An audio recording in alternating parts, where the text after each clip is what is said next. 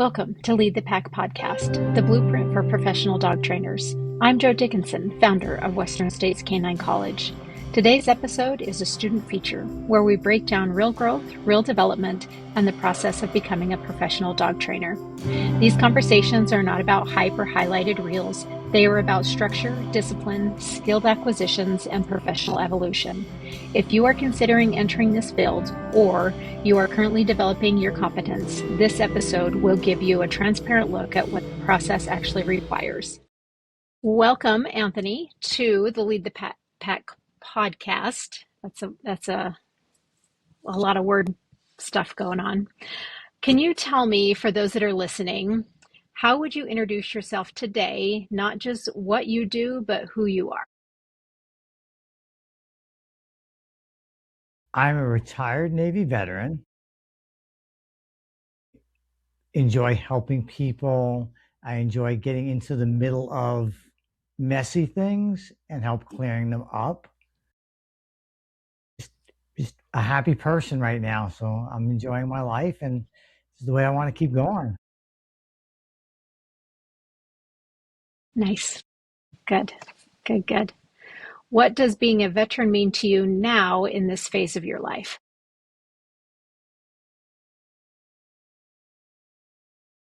Good question. It means that commitment and sacrifice carry over into everyday life now, which were things 30 years ago I didn't quite understand. And I know now why our troops deploy, why they ask for the things they ask for. And I'm seeing a lot of the country come back to the values that we did have, where there is that respect for our troops. We sign a blank check when we raise our hand, and a lot of those checks were cashed, and those boys and girls aren't coming home. So those that do deserve the respect that we're giving them, and anything that I can do to help them out is there. I like it. This is all transitioning into the world of dogs, but it's there's a piece of me that's always kind of been connected to you, one through your military service, being a child of a father who was a veteran, and also the things that he went through and how a dog changed his life. So I think that it's important to speak to the veterans out there of where you're coming from. You have a really special soul, Anthony, and I want to get to your whole story, so I don't want to leave anything out. So what was one of the hardest parts about transitioning out of the military?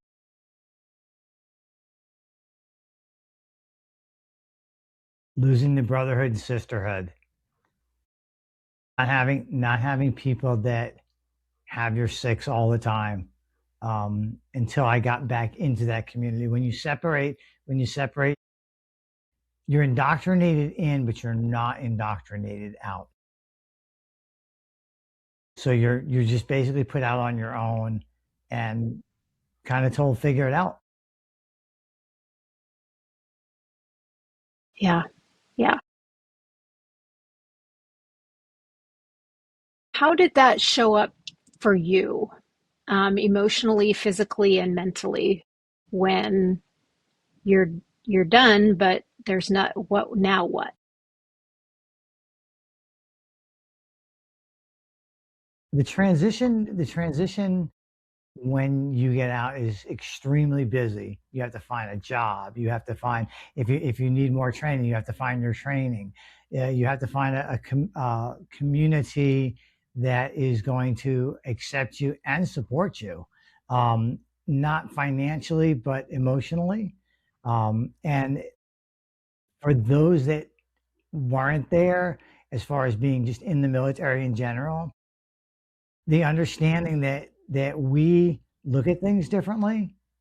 We perceive everything as a threat. It's a hard transition. It's a really hard transition. Hmm. Yeah. Yeah. So let's jump into your service dog. Tell me about your first service dog and how that came about, what triggered all of that, and let's celebrate her a little bit. I met this scared little girl. She was a little over a year old, almost 12 years ago now. I came back from Desert Storm and had no problems. Immediately went to work for United Parcel Service. I had an incident when I was in the Gulf that kind of was put on the back burner and left there. It was not an issue. 9/11 hit. I was working for UPS. During that time frame, you're starting to get into peak season where you're running more aircraft. I was working out at the airport at the time. So we had to transition aircraft from the cargo side to the passenger side. And right after that 9/11 break, they put in a checkpoint. There never used to be a checkpoint to go between the cargo and the passenger side, as long as you were on the ramp. They put a checkpoint in. That was my Hmm. breaking point. That's what took me back. To this day, I cannot tell you how I found the organization that I found. I cannot tell you how I got out there. I don't know if I flew, drove, I don't know. But one thing stands out and it's burned in my mind. I had made a decision that I was getting a service dog and getting help to get me out of that black hole, or I was going to meet God. I wasn't coming home. I was going to commit suicide that night. Being in the military, if you're 15 minutes early, you're still a half an hour late. I showed up about 45 minutes or so early, was told to go sit on the benches while they processed my paperwork. And the trainers were working with the different dogs. And I was intrigued. They were really working hard and doing a lot of things.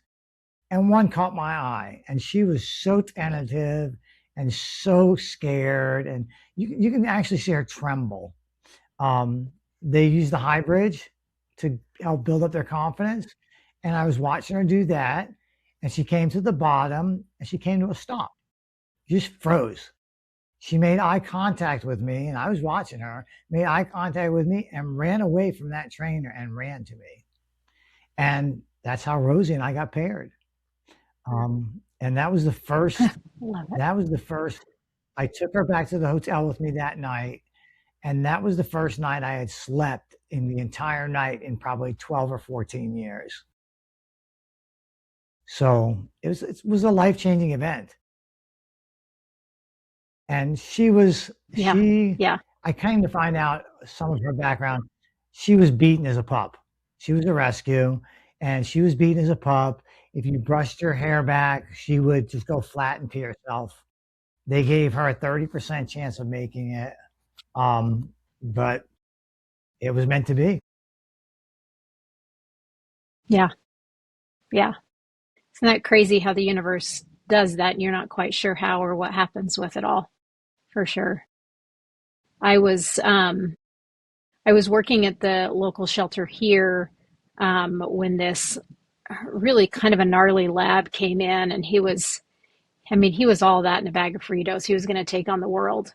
And there was a lot of work that had to be done with him before they would, even consider putting him out because he came in for some aggression problems. And I knew at that point that that was my dad's dog.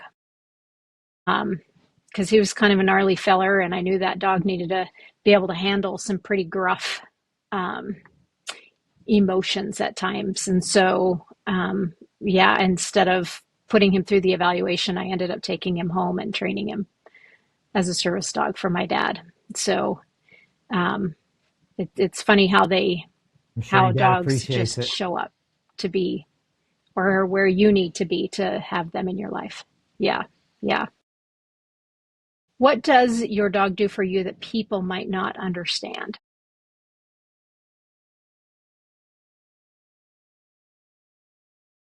She picks up on things because I also, like your dad, have PTSD. Um, She picks up on things that people don't notice. If you're standing too close to me, she picks up on it and she will position herself between you and I to buy me 3 or 4 feet of space. It's something that you don't see, you don't recognize. It's not a command. It was a taught command, but now it's not spoken. She just moves into position, which is a big thing for me. She also sleeps with me, and I have night terrors, and she will wake me up when I start Mhm. to have a nightmare before it transitions, which again allows me to sleep. Mhm. Mhm. Because Yeah. once I have a Yeah. night terror, I don't want to go to sleep for sometimes for days. Yeah. Yeah. So it's the little things that Yeah. people don't see, and we don't publicize it. Right. Yeah. Yeah. What has Rosie done that has changed the way you move through the world? Rosie's opened the door to the world. That door was slammed shut for almost 2 years before I got Rosie. If I wasn't going to a medical appointment, I didn't come out of my house. And so she opened that door wide open, a door that was welded shut, and she opened that door. And now, I go places, I do things, I'm active. We interact with other people, we interact with other veterans, we interact with children, which were things that had gone out of my life. Yeah. Yeah. What has she taught you?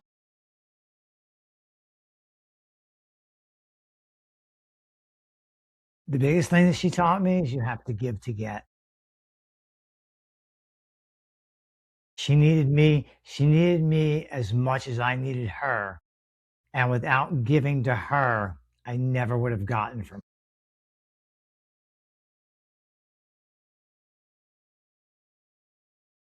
Yeah, it's good. That's good. What made you what made you go from having a service dog to wanting to train dogs?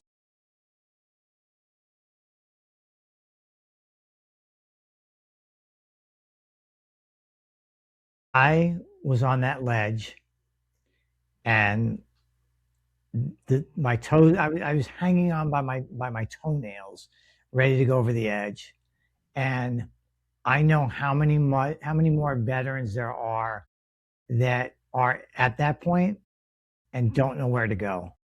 So if we can start with one, it started out that if we could So start with many. one, then that's a win. Well, now one's not enough. I want more. I want more and more and more. And to continue in the service dog world, you kind of have to look outside the service dog world because I can learn so much more. Um, it shouldn't just be work, Mm-hmm. work, work, Mm-hmm. work, work. These are amazing creatures. And just when we're out with them and we're working and they do something that's not really a task, but people see it and they're intrigued by it, they want to ask questions. And that opens the door to communication as to how can we better fix the system?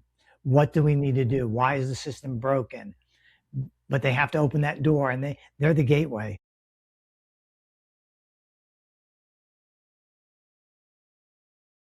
Yeah. Yeah. Do you, and maybe it's both, but do you see this as a career,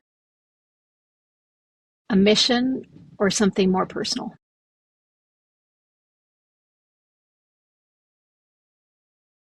It is more personal and it is also a mission. And it's funny because I refer to it as a mission all the time. Um, I, as you know, at this point in time, I get paid for nothing I do. I do it because I enjoy it. I do it because I can. I've had a lot of doors open to me that were presented to me by other people because they've seen what I can do. Would I like to Yeah. at one point in Yeah. time make this a career? Probably. Probably. I'd like to expand that only because that funding that would the income that would come in would fund other projects. Hmm. What would those other projects be? We have one in the works right now. There is a transitional veteran housing unit here in Winston-Salem, North Carolina, um, that we are looking at doing a program there based on the prison program, um, where we'll have these veterans that are in transition from homelessness, drug abuse, mental health issues, um, to learn to start Hmm. training these dogs so that we can basically use it as a boot camp uh, for the dogs. But these veterans are going to learn something. They're going to learn that they can reintegrate back into life, and those that need service dogs will get them. But it takes money. Yep. Yep. Are you starting that journey I try to. on your own and building that out? I am not. I was approached um, by Paul Alliance, which you know, um, to basically build this program from the ground up. They want to be a partner in it. I am partnering with a organization I'm actually on their board now, Heroes Haven out of Monroe, Georgia, which is going to provide service dogs at no charge to veterans and first responders. So we're going to basically be their feeder program. We're pulling Okay. we're pulling out of local shelters and rescues. So we're reducing the population that of dogs that are in shelters that are not getting homes, that are getting euthanized. Um, at the same time, we're helping those in need. And those in need for us, it's a very small group for us as far as what we're working with. It's, basically veterans and first responders right now. Yeah. Yeah. Yeah. What do you see the challenge being?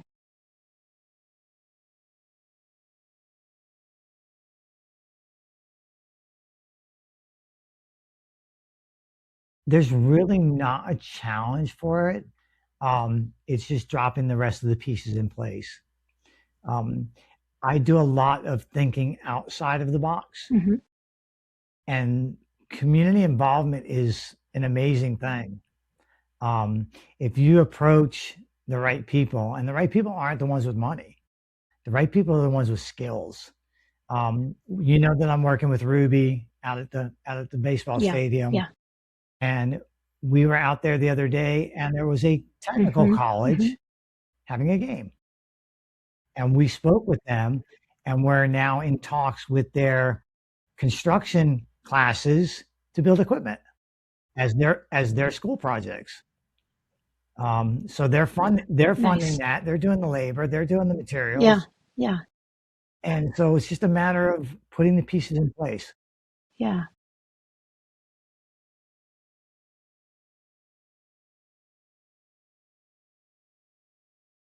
You can't be afraid to ask, for sure. Nope. The worst thing you can do is tell me What no. has been the biggest mental shift? Yep. Exactly. Yep. You just need to learn how to ask it a different way, right? Yes. What's been the biggest mental shift for The you biggest since mental starting shift. training?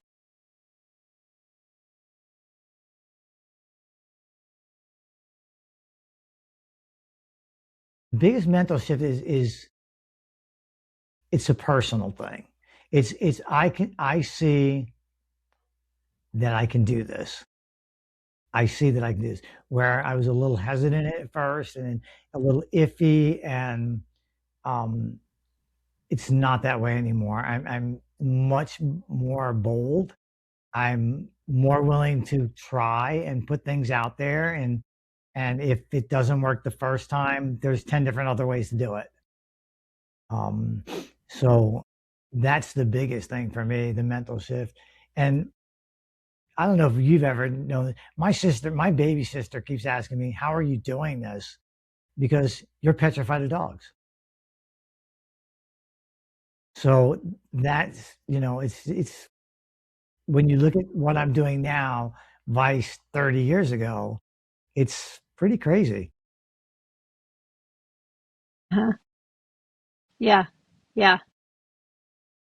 I love it. I love it. I had a client that was terrified of dogs and she rescued a dog and she spent her Buster's whole life training under me because she was terrified of dogs. And she wasn't terrified of him. She just knew that she had to get out and there was going to be other dogs. And so she learned a lot through Buster and he needed to be a part of his life or her life. And so it's crazy how a dog can change a lot of emotions inside for sure. For sure. Yeah. Do you see And it's an parallels emotional between your journey. military experience and dog training? Yeah, yeah, yeah, for sure. I do. I do. I see a lot of parallels. Um, it is the military is very structured, and in the beginning, dog training is very structured, and then you kind of have to go off script. But you have to start somewhere. And when you go to boot camp, they break you down to build you up. Now, we're not breaking these dogs down, but we're building them up Hmm. from most of the ones we work with come with a lot of baggage. And because they have that Yeah, baggage, yeah. we have to figure out where is your starting point? Where do I have to take you back to get you to move forward? So there's a big parallel with that.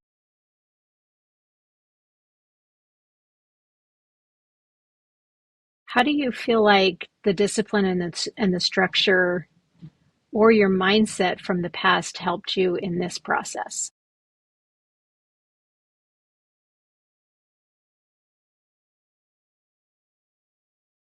I have learned over the years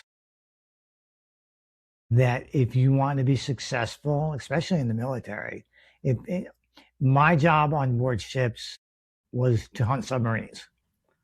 And my crew was pretty much one of the best in the fleet because we took it seriously. And we drilled and we drilled Hmm. and we drilled and we learned our tasks very well. We crafted it into a fine art, and that carries over. We learn to do things the right way. I don't like to lose. I do not like to lose. So Yep. if if there's a challenge, I'm not going to give up. If there's a challenge with one of these dogs, I'm not walking away and saying I can't fix this. We're going to work at it and work at it and work at it until we get it. And I'm not going to have anybody ever in my entire life say, "Oh, you walked away from that one. It was too hard for you." Yep. Yep. That's not an option. Yeah.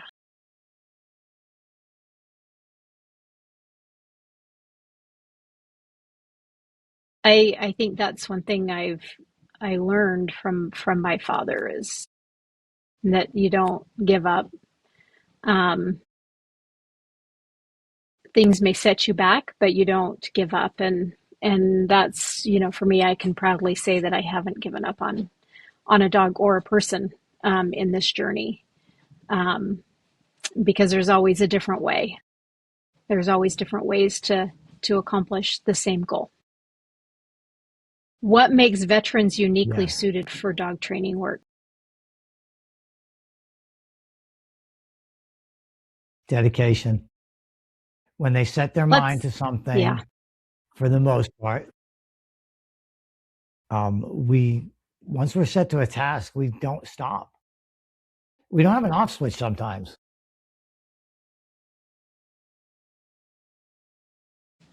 yeah. Let's talk about your journey in becoming a dog trainer and the Western States Canine College, and why Western States Canine College, one. Two, what were you looking to go to school to be a dog trainer when you discovered Western States? No, I was not. And I discovered Western States when this sassy young lady who did not feel well came to town and gave a 3-day seminar. And I loved the no nonsense approach. I loved the way that it was presented and in plain terms. This is how you do it. This is why you do it. And I fell in love with that. And that's when I made the decision on what I wanted to do and where I wanted to go. And then you know who that person was, right? Yeah, you.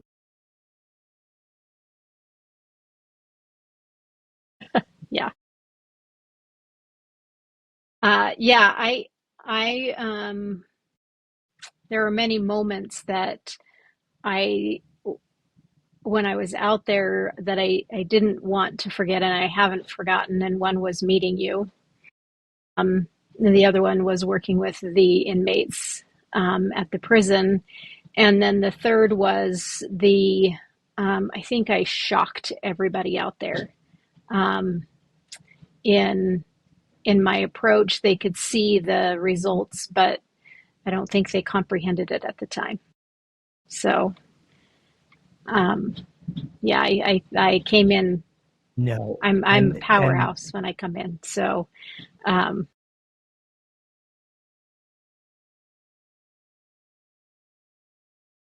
you did. I was impressed. I am glad. I am glad you're in our program. You are one of the biggest cheerleaders to the students. Um, you also give a lot, and the other students learn a lot from you. I think sometimes they write off of your confidence, um, but also want to be a part of your journey. So let's talk a little bit about that journey and your baseball dog and how that all evolved. And as we're talking, by the time this airs, you will have your opening um, night, but we are on the cusp of opening night with her. So tell us a little bit about her journey, and her job. Ruby is a rescue.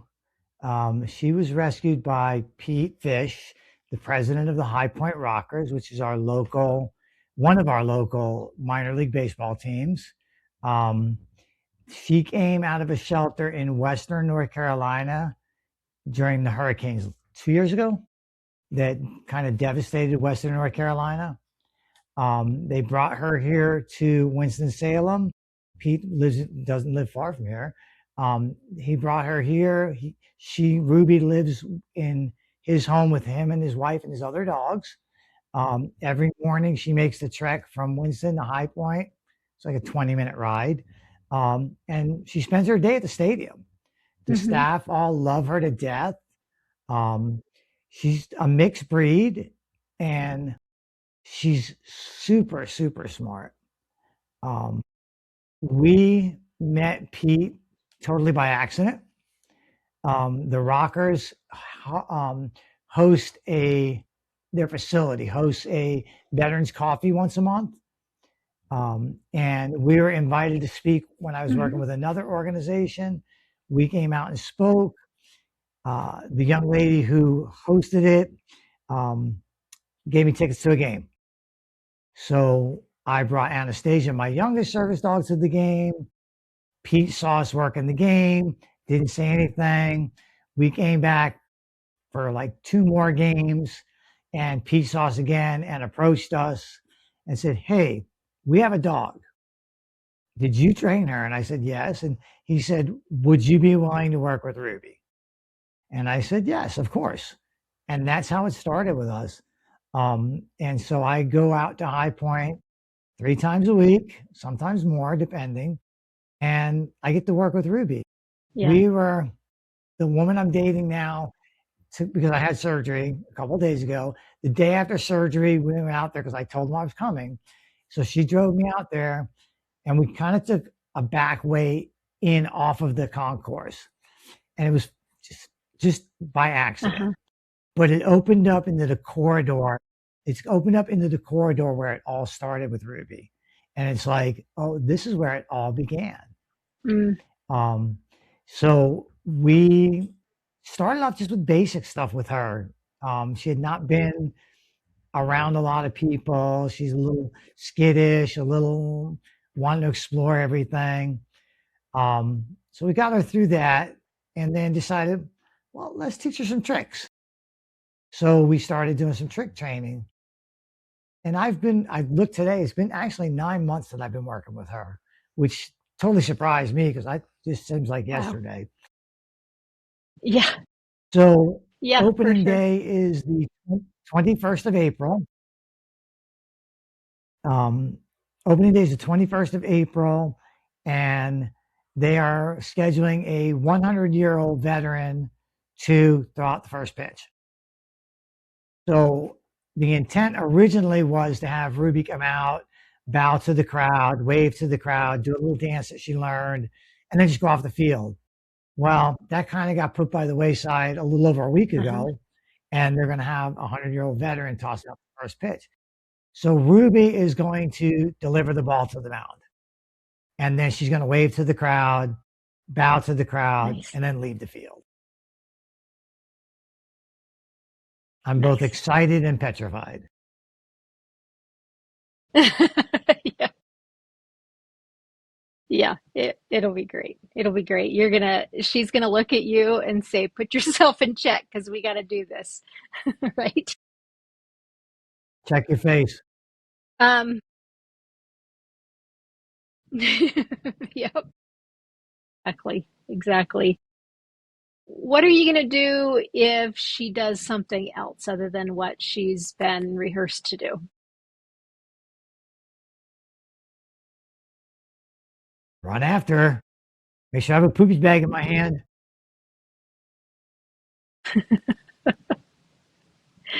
Nice, nice. They're This is a unpredictable. They're speed not round, so you don't robots. have to think much. Exactly. They're gonna do their Okay. thing. They're gonna do their thing for sure. It's I think if you can't laugh at them, you shouldn't be doing what you're doing because I think they have a lot to teach us, uh, and we have to remember that they're dogs and they're capable of creating the story, and you have to be willing to go along with it sometimes, for sure. Yes. How can people follow Ruby? She has her own Instagram page. It is Ruby the Rocker Dog on Instagram.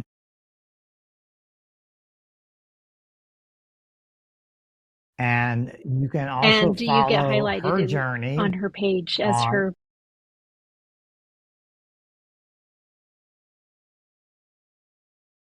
I'm in some of the videos, um, but it's Ruby's page. Yeah, yeah. Well, you're a part of her journey for sure.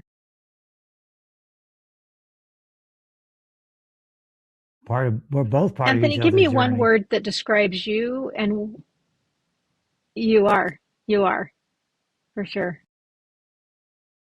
Give me one word that describes you and one word that describes you have two service dogs. You have one that's um, retiring-ish and your young one coming up.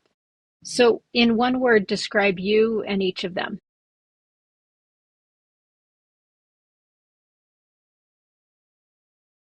Me, child, them mature.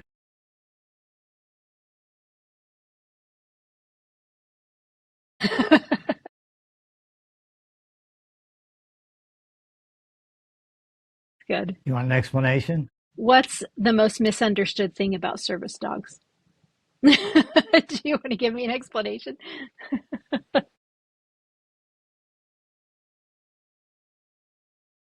The most misunderstood thing about service dogs is actually what their job is and why we ask people not to interact with them.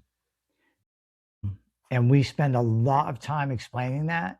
We will always ask, what do service dogs do? And they 90% of the time you get the same answer. They help people.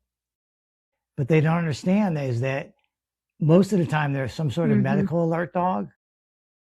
And the reason that we don't we ask people not to interact with them Yeah. is because they may miss an alert. They may miss a cue. And we spent a lot of time explaining that. And so if I send one person away that knows that, five more know it when they talk to their friends. And then five more after that. And then five more after that. And that's why we do the trading cards and the stickers.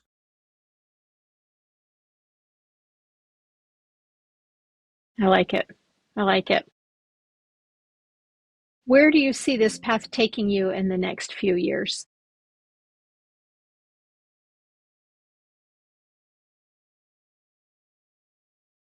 I want to be, excuse me, not only in the service dog community, but I want to be the problem solver.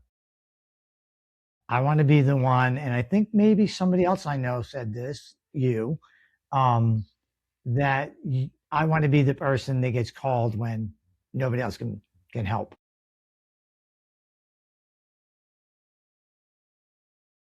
I like it. I like it.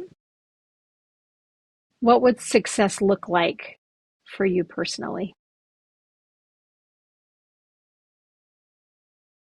I'm there. I love I've it. already succeeded. What you have, Anthony. I'm proud of you.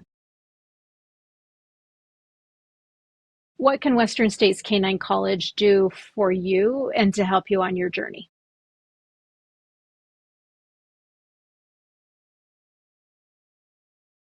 Continue being yourself, not pulling punches. Don't become a Willy Wonka. Don't sugarcoat things. Keep it real. I don't know that that could ever happen. Thank you. Thank you. What questions do you have for me?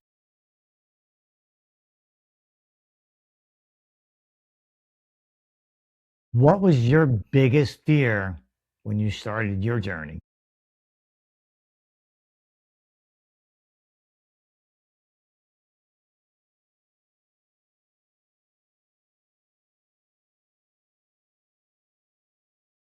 Failing. Um,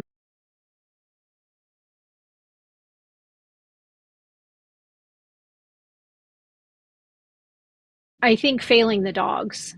I went into it from the veterinary industry knowing that it's a place that cares for and helps animals, but the dogs don't always know that we're there to help them. And that was came from a place where a dog had come in, it was hit by a car, in really bad shape, but fighting and thrashing and trying to bite, as everybody's working on this dog.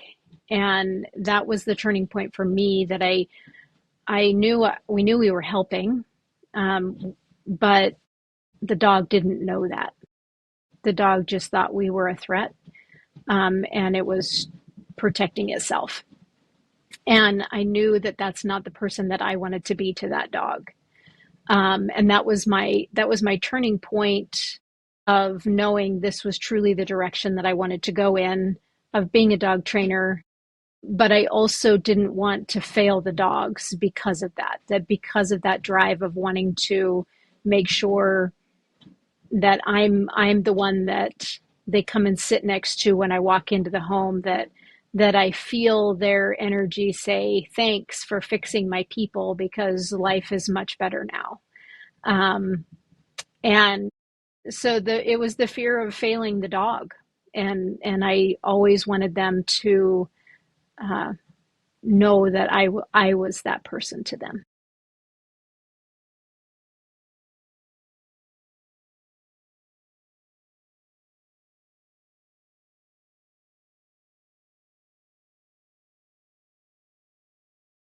What advice would you give Did you anybody ever think you that's would be as wanting to successful as become a you dog are? trainer that, yes, that's pretty arrogant of me, but that was my, um,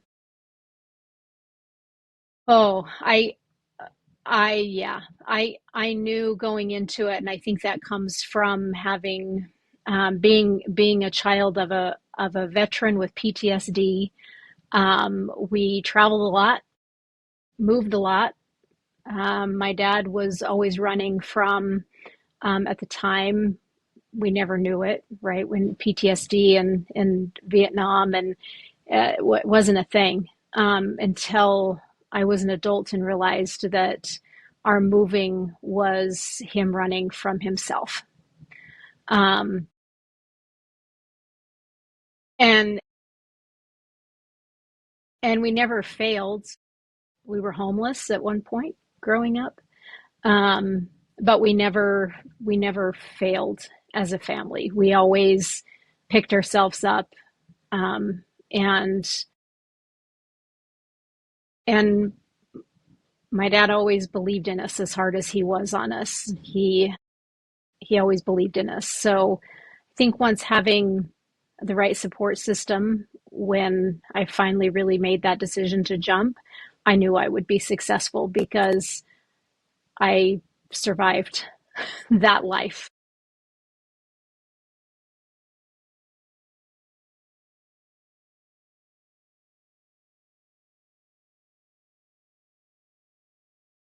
I'm a big dreamer. I'm a big risk taker.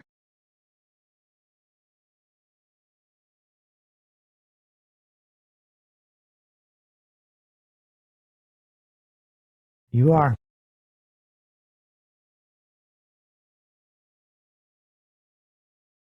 I'm very passionate about the dogs and their people.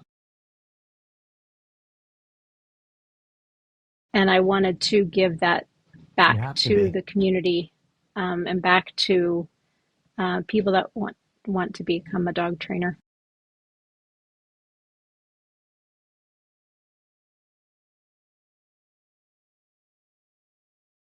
Appreciated.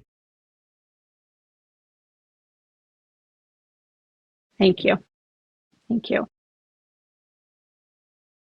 Anthony, if there's another veteran listening right now and is struggling, what would you say to them?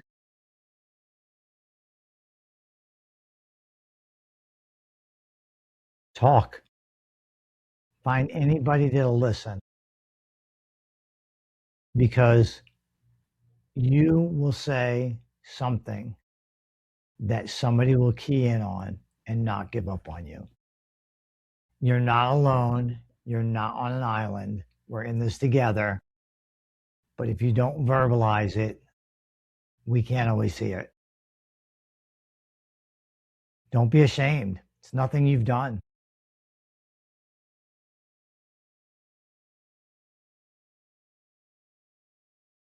I think that's the powerful thing about having a dog is you don't have to say anything and they feel it.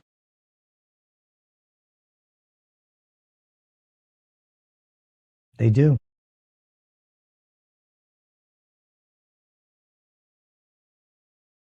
What does lead the pack mean to you?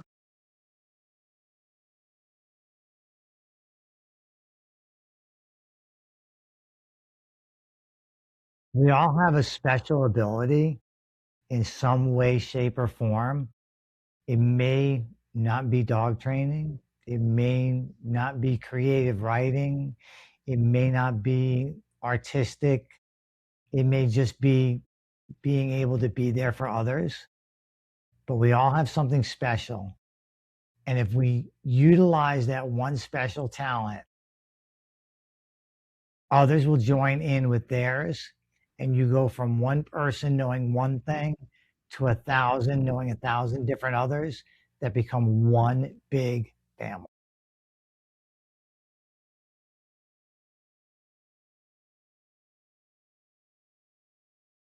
I like it. I like it.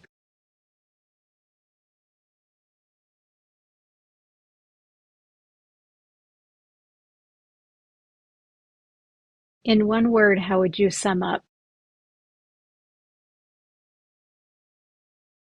your journey right now?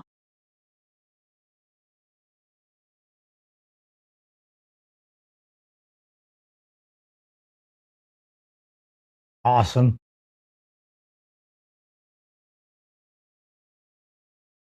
Great. Anthony, how can others find you, follow you, connect with you, communicate with you? They can follow us on Instagram at the number 4 pause, PAWS, the number 2 souls, SOULS, on both Instagram and Facebook. Nice. Perfect. Thank you for being on this podcast. Thank you for sharing your journey, and thank you for being open and vulnerable. We do have a lot of veterans that listen in and that are working their way towards getting into the program. And so I really appreciate you being open and talking about your journey. Thank you. Thank you, Joe. What you heard today was not accidental growth, it was structured development. Professional dog training requires education, mentorship, and accountability. If you are ready to move from interest to competence, from passion to profession, explore Western States Canine College and begin your structured path forward. This industry does not need more opinions, it needs stronger professionals. Lead the pack.